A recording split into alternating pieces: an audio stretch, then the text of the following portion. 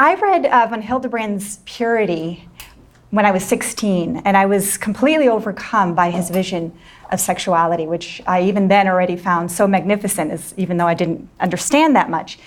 But since then, I realized I've been trying to understand what's just in these first two chapters, which is all that I'm covering in this talk.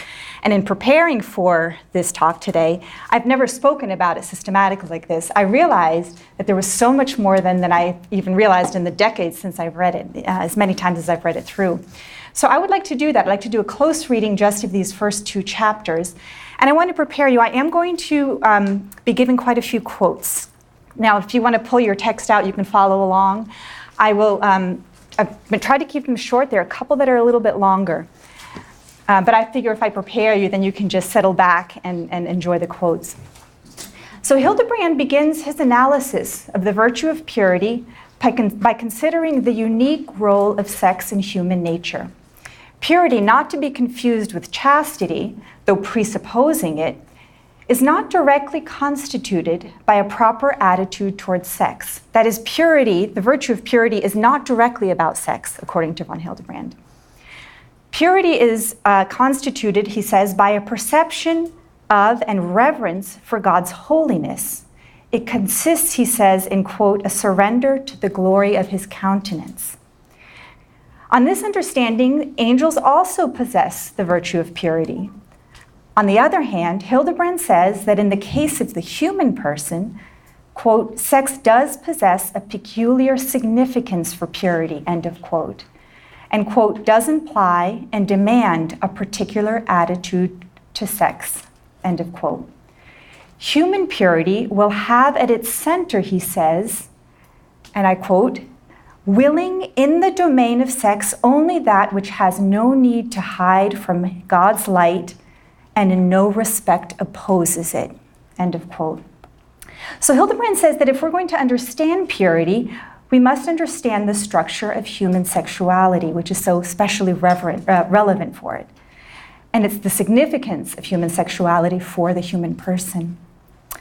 Now, one aspect of the significance of sex surely is clearly revealed to us simply by looking at sex from the outside, from without. And I'm here talking about the procreative aspect of it. We can conclude to a tremendously great import of the spousal act by understanding that from it, by God's cooperation, comes a new immortal soul, a new human life. And Dietrich von Hildebrand, in his defense of Humanae Vitae, expresses beautifully this reverence that we should have for this act in virtue of the fact that God makes himself present and brings new human life into existence. But there's another equally important dimension of the sexual sphere that cannot be discovered from without, but that can be known only by way of an attentiveness to what is revealed to us from within. That is, through an attentiveness to this sphere as an experiential reality. And Dr. Crosby spoke about that already. There is something of the meaning of the personal and metaphysical significance of sex that would be entirely lost to us were we to limit our consideration to something that is only accessible from the outside. So Hildebrand begins his reflections by considering sex as a reality with an inner side to it, as a reality, we could say, occupied from within by the human spirit. And as Wojtyła says, by personal subjectivity. Again, Dr. Crosby spoke so well about them. Now, by experiential, all I mean is the person who has already reached the age of puberty. I don't think it's necessary to actually enter into any sexual acts to understand what I'm speaking of. So Hildebrand begins more particularly by considering sex as a bodily experience. And through an attentiveness to the unique characteristics of the bodily experiences proper to the sexual sphere, he concludes to the tremendous ontological significance and centrality of sex to human existence. So let me say that again. In other words, he begins from considering sex from within. All right, you'll see I'm going to start with that, speaking of this as an experiential reality. But before we know it, he begins to conclude to the objective or ontological or metaphysical significance. Okay, so I don't know if all of you here are familiar with the term ontological or metaphysical. It just means having to do with the being of the thing. Okay, so and with the deep being of the thing. Okay, so from this, he begins his analysis by looking at it from an experiential perspective, but then concludes to its ontological significance. All right, and from there he is able then to say what place it has, what role it plays in the supernatural virtue of purity. It also allows him, and this is an aside, but if you haven't read the book, I strongly recommend you do. It ends with a very beautiful analysis of virginity. And again, he says virginity can't really be understood as wedlock with Christ unless we understand the significance of sexuality in the place of human existence. Now, what von Hildebrand discovers about sex through these considerations is firstly the centrality of the centrality of the sexual sphere to human personality, and secondly, and an essential and inseparable connection with this first point, he concludes to the objective and intrinsic meaning of sex as an expression of spousal love. Now, the tradition did consider the experiential aspect of sex in some limited way, but von Hildebrand is going to do something different. Now, as far as I can tell, and maybe in the Q&A somebody can enlighten me if I'm wrong about this, as far as I can tell, in terms of the experiential side of sex that was sort of paid attention to by the tradition, it was limited to the question of pleasure. So on the negative side, the question was very often, what is the meaning of pleasure? The interpretation was, oh, well, it's the thing that's added to sex to attract couples to engage in it for the sake of procreation, which is its real meaning, okay? But there are more positive treatments of pleasure. In Aquinas, you find that. So I'll just give you three of the things that I found that he says. He first asks the question whether entering into this sphere may be motivated exclusively by the pleasure. And of course, he concludes that it may not, but he says it's permissible for it to be part of the motive. He also says that when we're doing the correct thing, when reason tells us to do something, we ought not only do it by an act of the will, but we also should be attracted, he says, by the flesh. And being attracted to enter into what is due to our spouse, he says, is somehow enhanced by the presence of the experience of the pleasure and being attracted by it.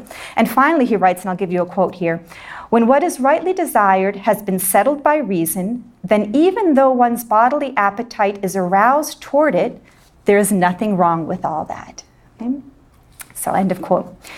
All right, so in the first chapters of his book on purity, Hildebrand discovers another, and I believe much more central dimension of experience present in the spousal act, the significance of which he analyzes, I think, in a deeply insightful way.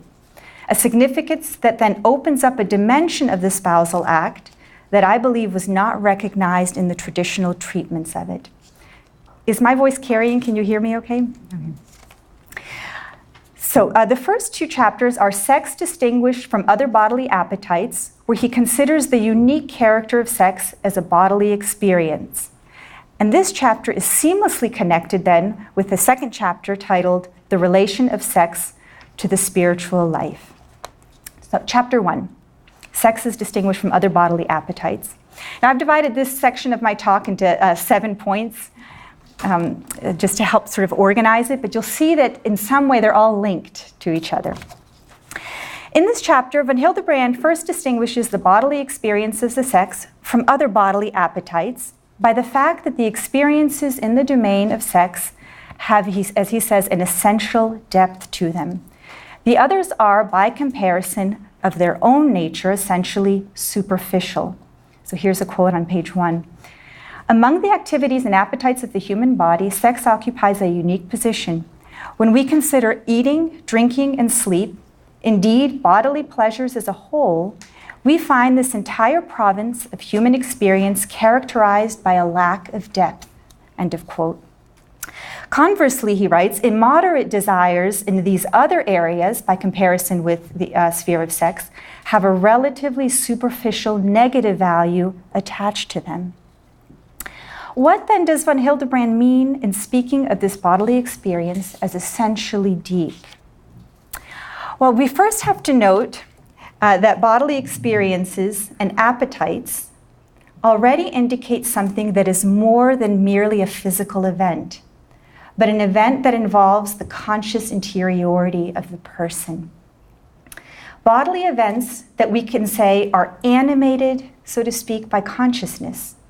Experiences such as hunger and thirst on the one hand, or of tasting food, or of having a massage or a hot bath on the other hand. These are events occurring within the body that, if you will, are lived from within. This means that these events are present not only in our bodies, but are also within our personal selves in some way.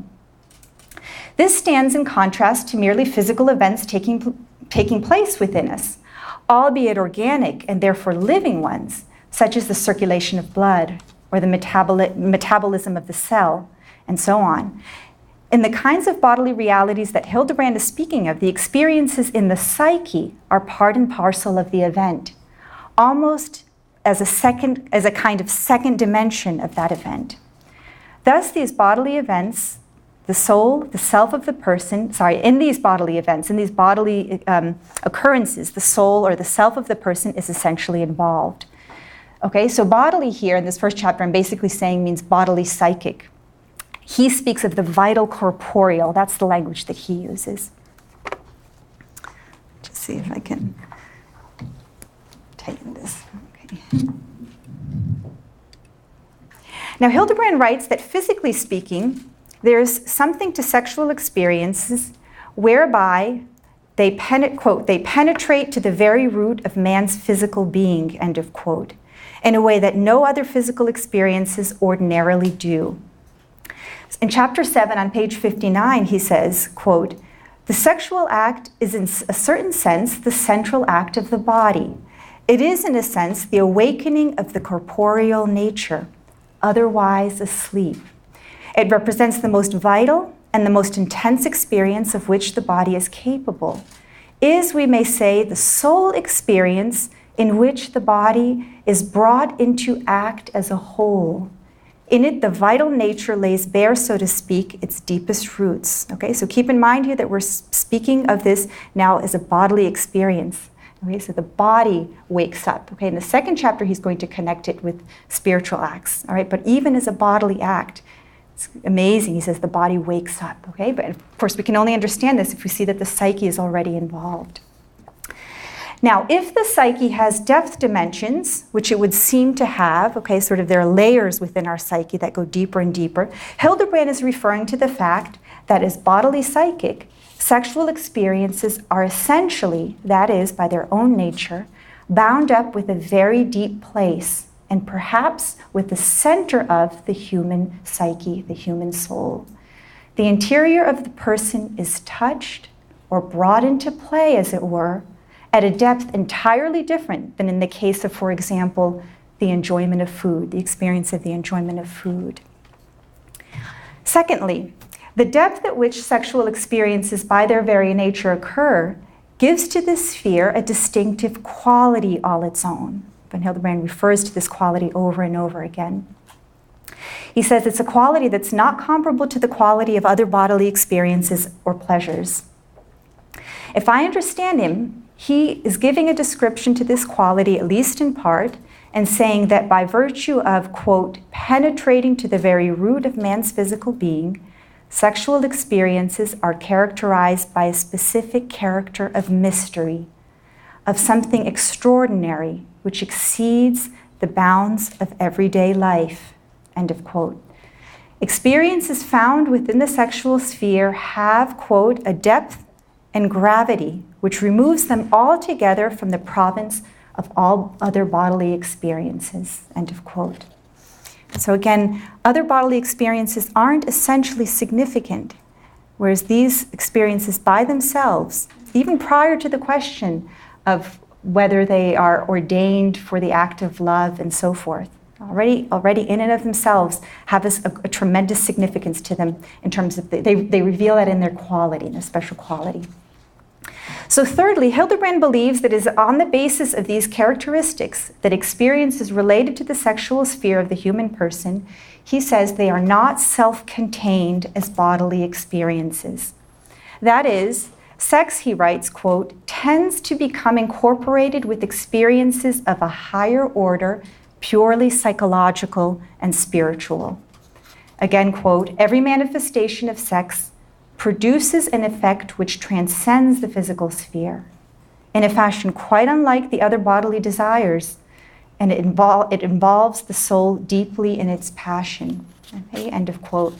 So we can, as I said, every bodily experience that we have, in some sense, touches the soul. Right? We are living our body from within, and from that perspective, we have to say the self is involved in every bodily experience. But von Hildebrand is saying, please recognize the gulf that separates the bodily experience of sex from other kinds of bodily experience. So, on to my fourth point then. According to von Hildebrand, in the sphere of sex, quote, the body and soul meet in a unique fashion. So he's going to take this now ontological or metaphysical truth about the structure of the human person, okay, and use it to explain why all of this is true. Everything that we've been talking about finds its explanation in the fact that body and soul meet in a unique fashion in the sphere of sex. So as far as I can understand Hildebrand on this point, he means that this bodily act that involves the body down to its deepest roots is not only connected with the soul, as are all bodily acts, but in some significant sense meets and coexists with, as it were, the very center of the person's self. Okay? So he's saying body and soul seem to meet in a unique way in the sphere of sex, but I'm adding to that what I think he means, that the body enters into a very deep place within the personal selfhood of the person. It is as if in the sexual sphere, the relative boundaries between the physical and the spiritual that still exist, even within personal embodiment, become, as it were, penetrable, as if each encroaches on, or more positively, as if in this sphere each is invited into the domain of the other in a uniquely intimate way. There is, as it were, a deeper kind of participation of each and the other in the sphere of sex. So, fifth point, this makes sense of another feature characteristic of the experiences in this bodily domain. Sex, says Hildebrand, has a peculiar intimacy proper to it. And I quote here, in a certain sense, and we already heard this quote in Dr. Crosby's talk, in a certain sense, sex is the secret of the individual which he instinctively hides from others. It is something which the person concerned feels to be altogether private, something which belongs to his inmost being. Every disclosure of sex is the revelation of something intimate and personal. It is the initiation of another into our secret, end of quote.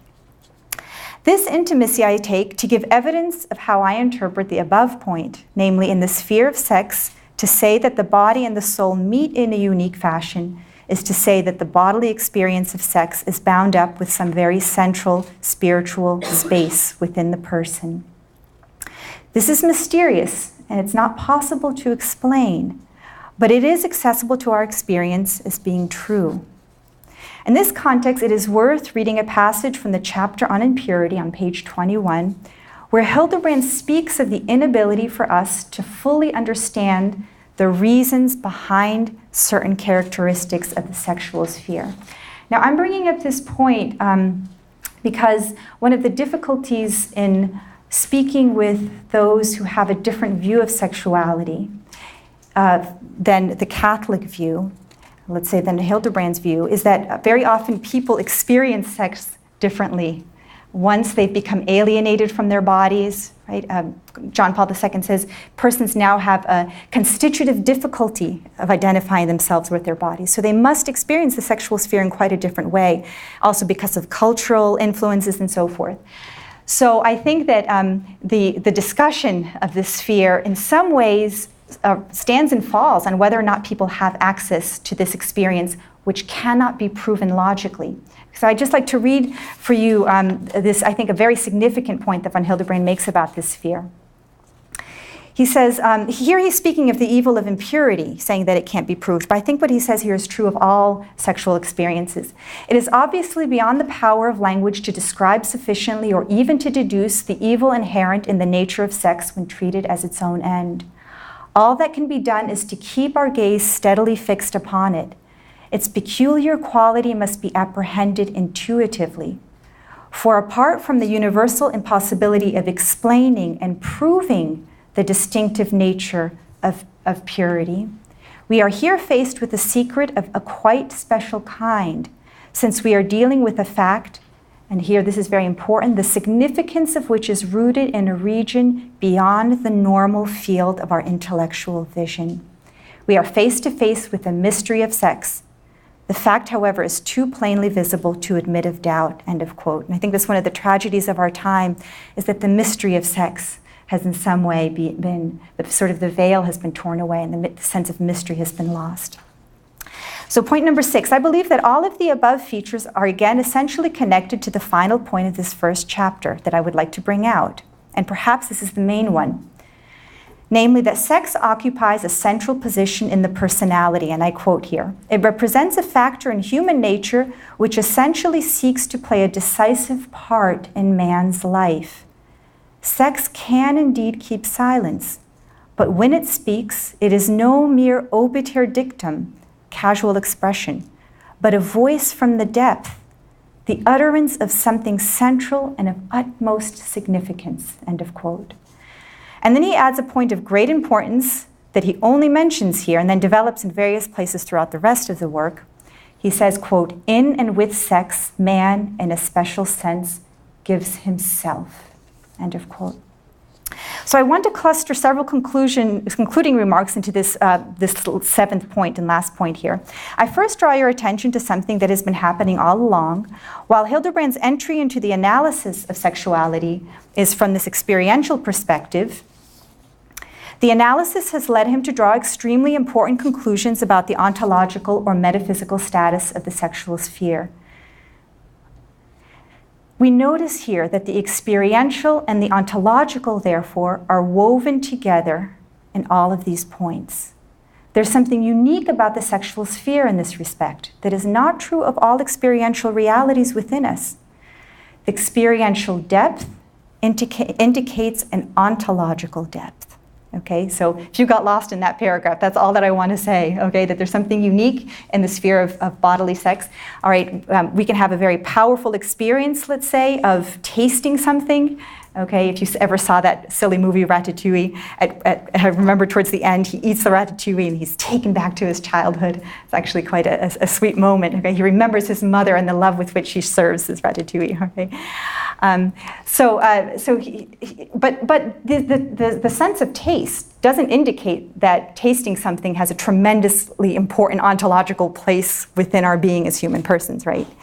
But with the sphere of sex, it's different. The fact that we experience sex in such an intimate and deep and powerful way is actually indicative of its ontological depth within the human person. Now, Wojtyła seems to suggest the same thing, and he puts the equation in terms of some coincidence between the sphere of sex and the place within the human person where the person exercises a self-possession, a possession over himself. So in a striking passage in Love and Responsibility that he doesn't actually unfold there, he writes the following. This is a quote, "There certainly exists a very special connection between sex and the person in the objective order, which at the level of consciousness has its counterpart in a special awareness of the right of personal property in one's I." End of quote.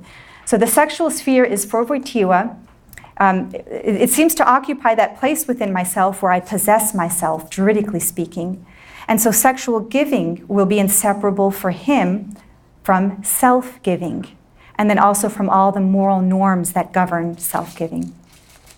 This is perhaps why when Hildebrand emphasizes that in the spousal act, there is a moral imperative for spouses to be awakened and aware and focused on the beloved, and each is to be focused on the other and the beloved.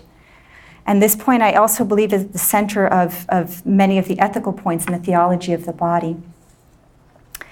The ontological so merges with the experiential in this sphere that it is not enough for the act to be legitimized by the context of marriage. Okay? In other words, a couple may engage in this act legitimately insofar as they are married, but that is not actually enough for it actually to be lived and undertaken without moral fault or moral blame. There must also be the added element of attention and awareness.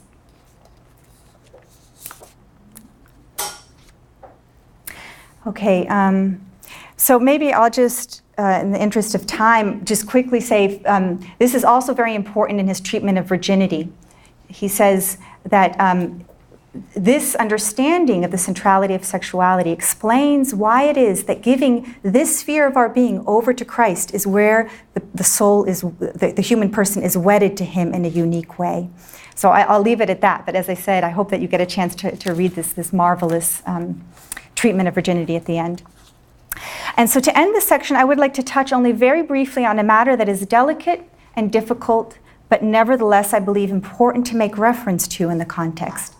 The features of sex that Hildebrand discovers here explain the deep wounds incurred in the case of those who suffer abuse in this sphere. The suffering and damage of this abuse can't be explained by the procreative capacity of sex. Nor do I think it enough to say that a person suffers because he senses that the pleasure of sex is being misused when he is violated in this way. I believe that the seriousness of this violation can be understood only with reference to the aspects that Hildebrand discloses to us in this opening chapter of the book concerning the centrality of this sphere to human personhood. Now, my second section is much shorter here. It's a reflection on chapter 2, the relation of sex to the spiritual life.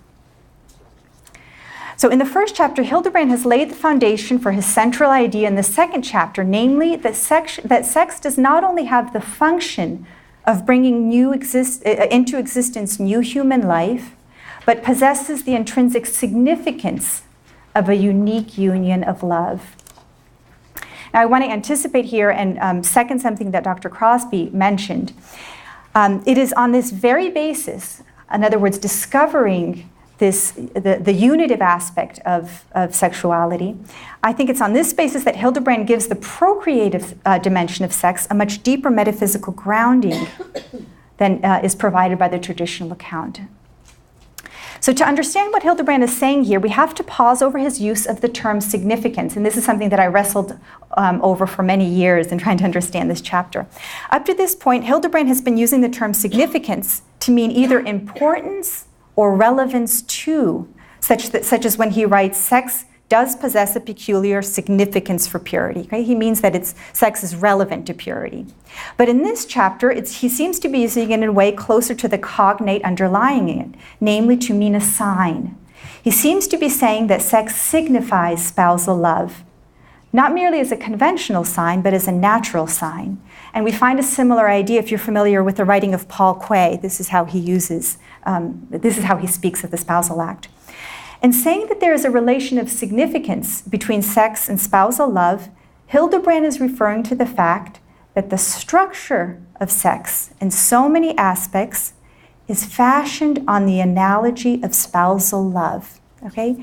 In other words, the bodily experiences, the quality of the bodily experiences, the physical structure of sex is an analogy in the physical world for the spiritual reality of spousal love. It repeats the features of spousal love, so to speak, in physical form.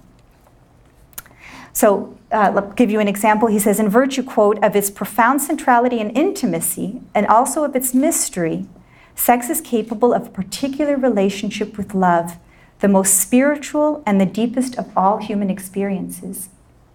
End of quote. And the footnote on number 1 on page 6 is also very valuable in this respect. It's worth pausing over. So he says on page 5, quote, we have here to do with an organic unity, deeply rooted in the attributes of wedded love on the one hand and of sex on the other. And just because sex is so uniquely intimate and represents the secret of the person concerned as a bodily reality, the sexual gift of one person to another signifies an incomparably close union with that other and a self-surrender to him. The sexual union is thus the organic expression of wedded love, which intends precisely this mutual gift of self." End of quote.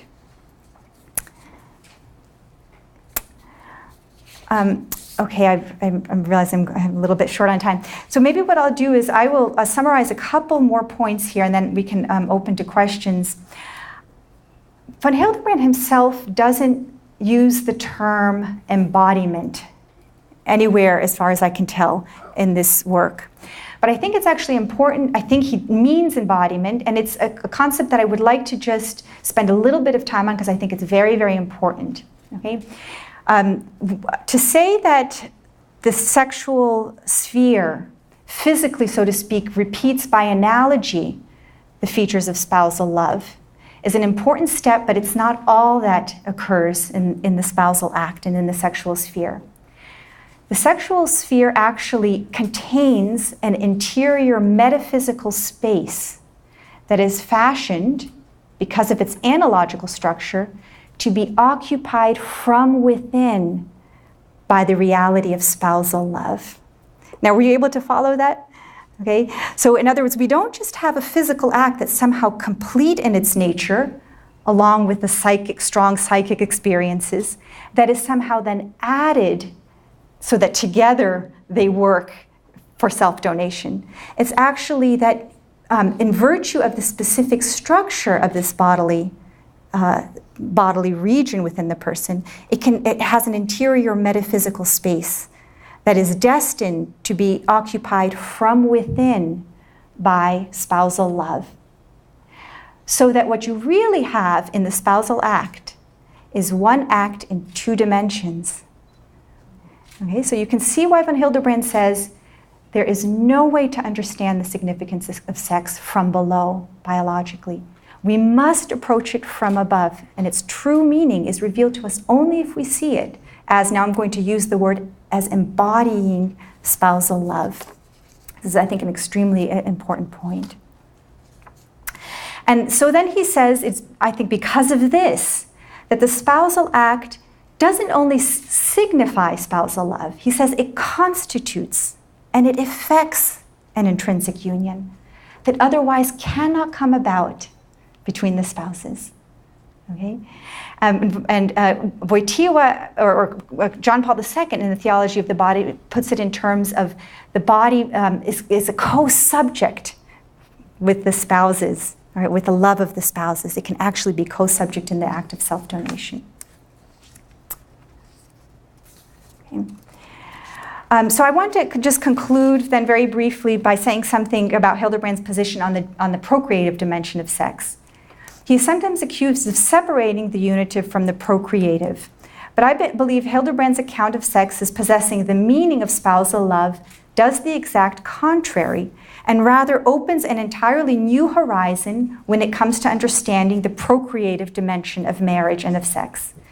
It is because sex is intrinsically about spousal love, about the loving union between man and woman, that the sexual union or the spousal act is the most fitting place for new human life to enter into existence. From this perspective, Hildebrand's discovery adds the dimension of a metaphysical foundation to the generative power of the spousal act. Why this act? Why should this act be at the origin of new human life? Because it is an act of love between the spouses. And then if we understand that love essentially, and Hildebrand repeats this many times in his defense of Humanae Vitae, love is intrinsically fruitful. So part and parcel of love is its fruitfulness.